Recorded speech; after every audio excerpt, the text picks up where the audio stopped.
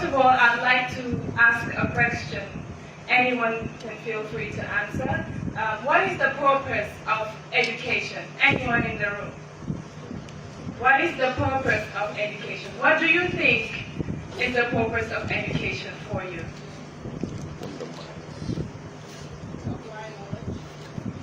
Okay, thank you very much. You said to acquire knowledge. Should we go with that, or anyone has a different opinion? Okay. So through education, I have been able to find my purpose. And I say this coming from Pakao Jogu. Anyone knows where Pakao Jogu is? In the North Bank region of the Gambian. Thank you. Just one person in the room. So that shows you how remote and how far Pakao Jogu is. It's not somewhere that you would hear on the radio every day, or a place that you will hear about on TV every day. So this is a small village in the North Bank region of the Gambia, where I was born. And through education, I've been able to acquire accomplishments and stand before you today. I believe that I am a manifestation of what happens, or the outcome of education when a girl child is given the opportunity to be educated. What happens? They get to live their own dreams, and they get to also realize the fullest of their potential. That is me. That is that girl standing before you today. 25 years old right now.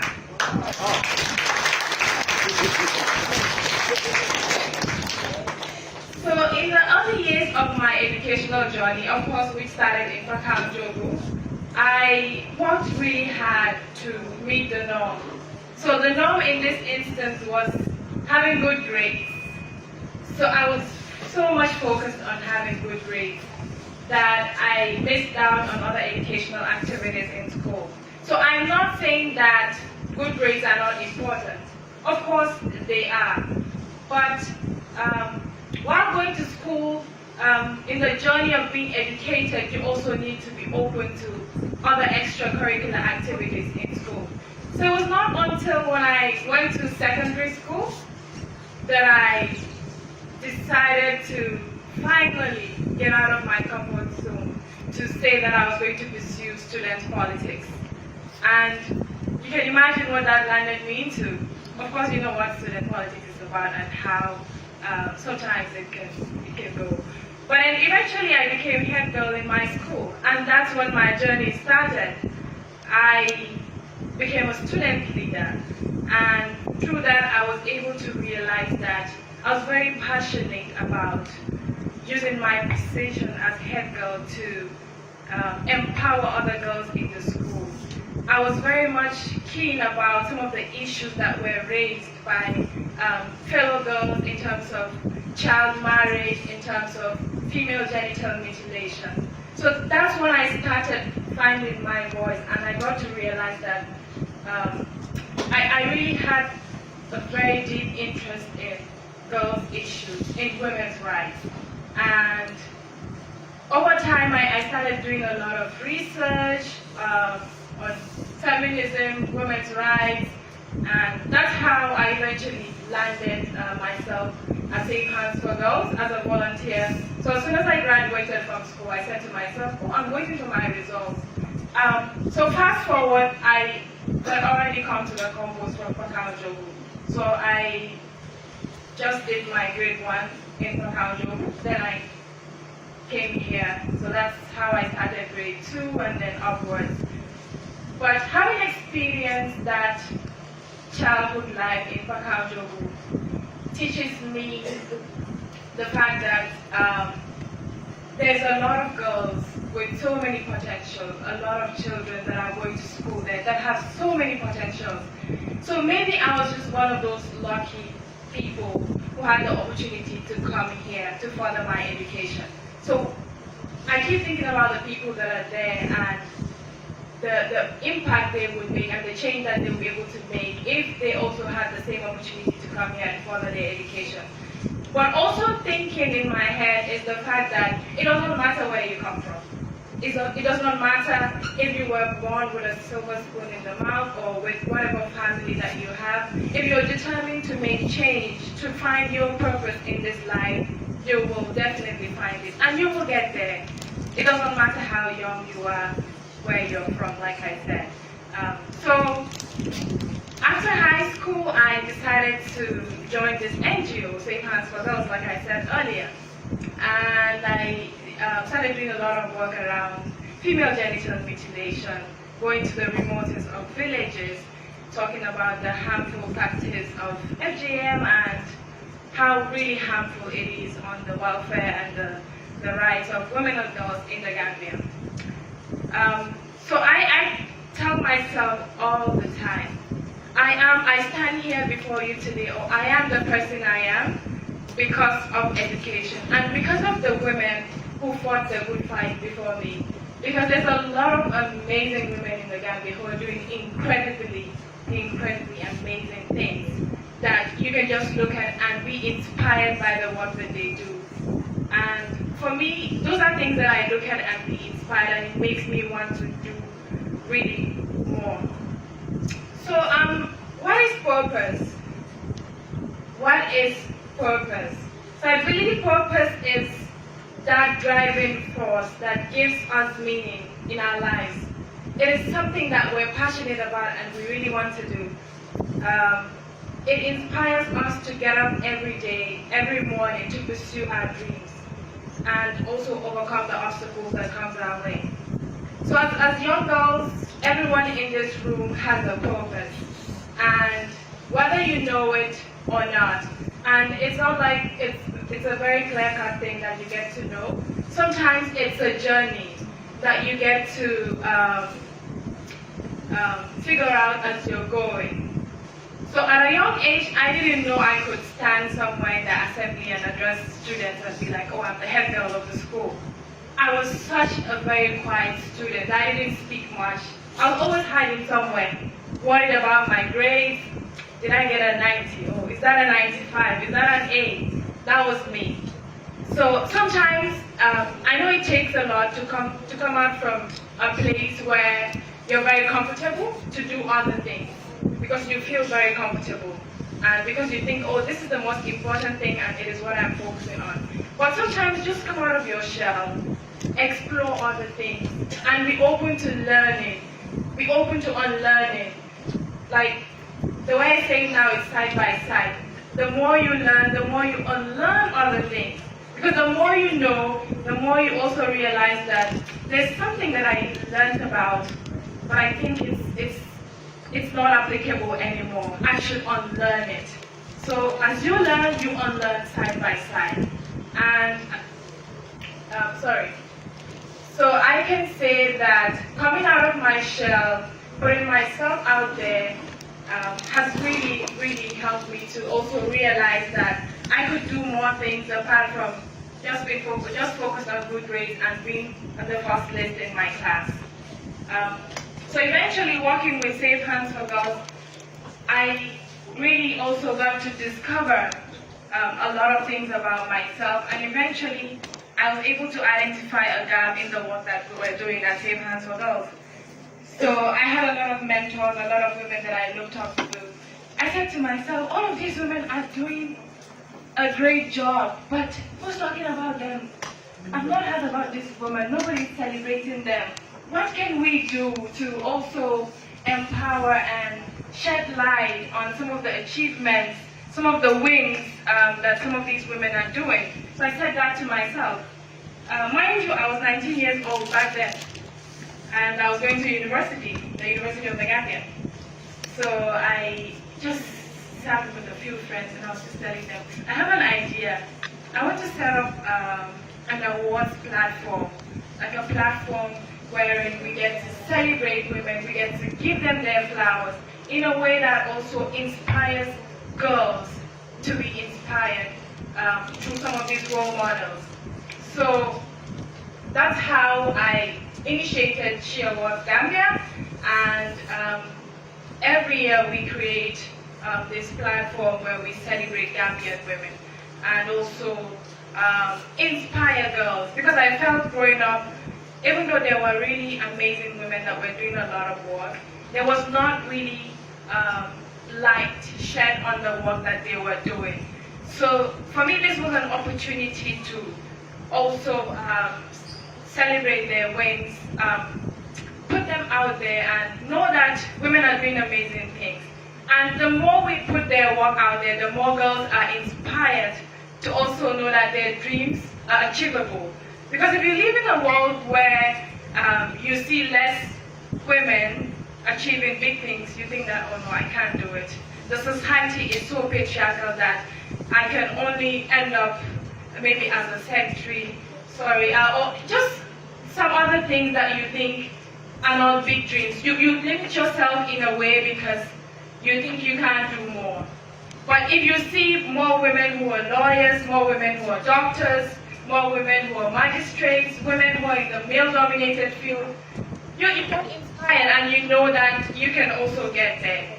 So part of the things that really makes me do the work that I do is to create that inspiration for the younger generation so that they have something I did not have when I was growing up. I still believe that I'm growing up because my auntie would tell me that,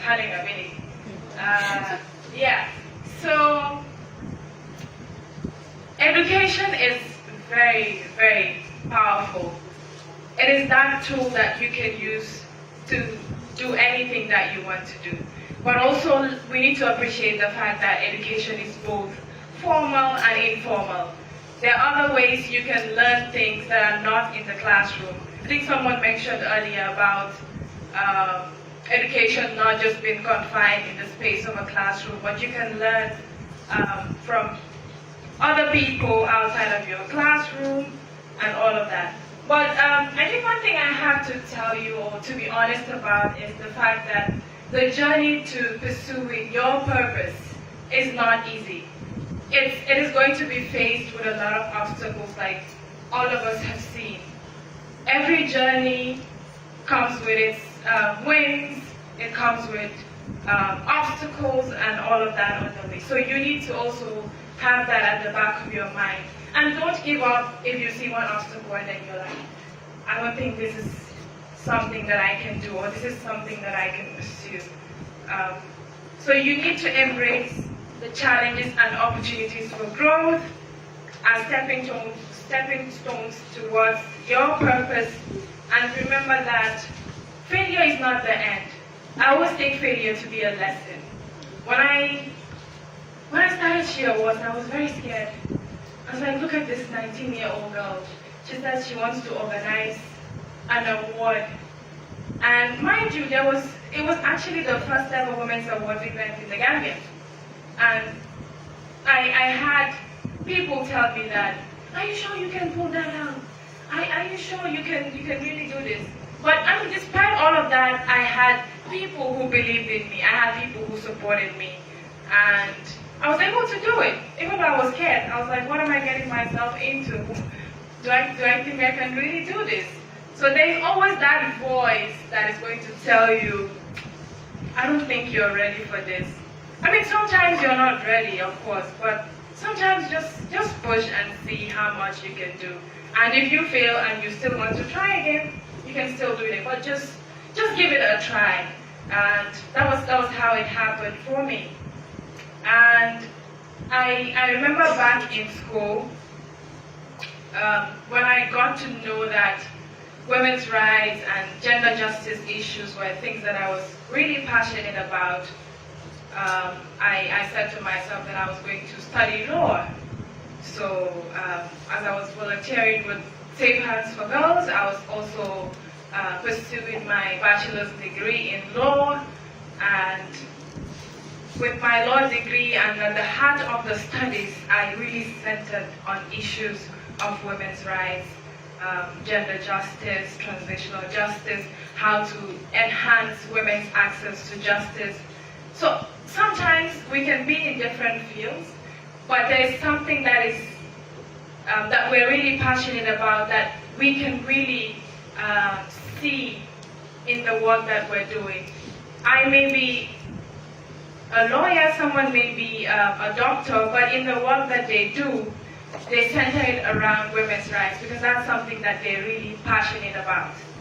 So throughout my career as a lawyer, one of the reasons why I really wanted to study law was because I wanted to add my voice also in a different way as a legally minded person on some of the issues and some of the areas that concern women.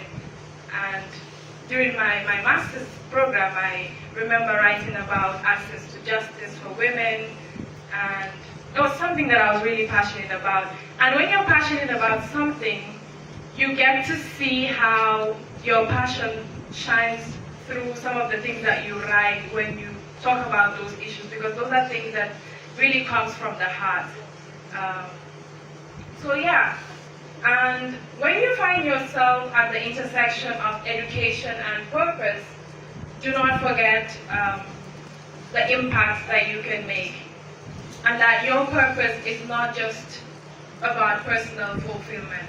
It's about the change that you can create in society, the impact that you can make.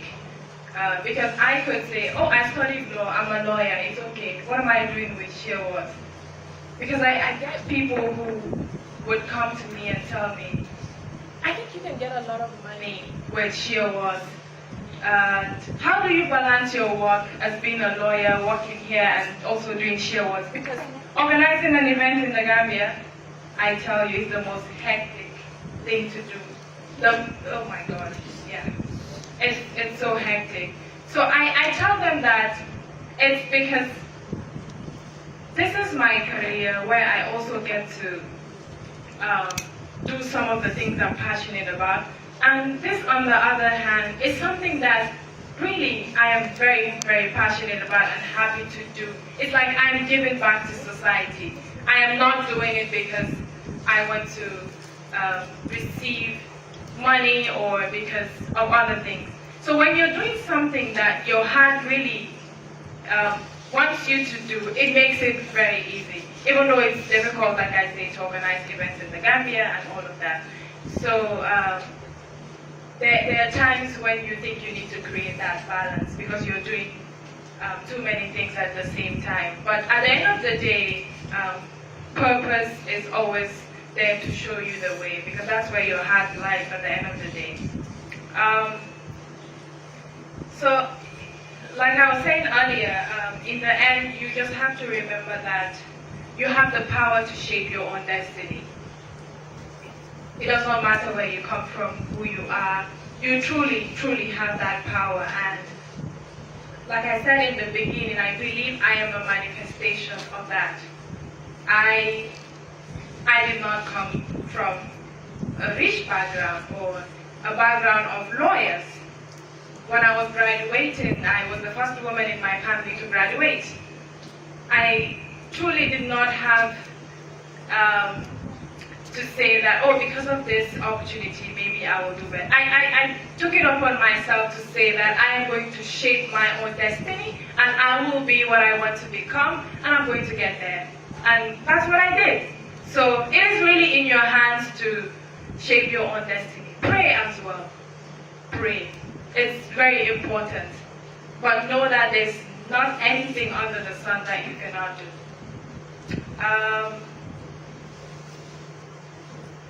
Never stop learning. Very important. The world needs your unique talents, your passion, your purpose. You have the potential to make a difference and to create a brighter future for yourself and for your communities. Most importantly, believe in yourself and never lose sight of purpose when you eventually find it. The journey may not always be easy, but with purpose as your North Star, you will have the strength to overcome a lot of the obstacles that you may face at the end of the day. So I hope that, I wish I had all the time to share my story from when it began and where I am today, but that's more like a summary of who I am and also some of the points highlighted in finding your purpose in education. So thank you very much.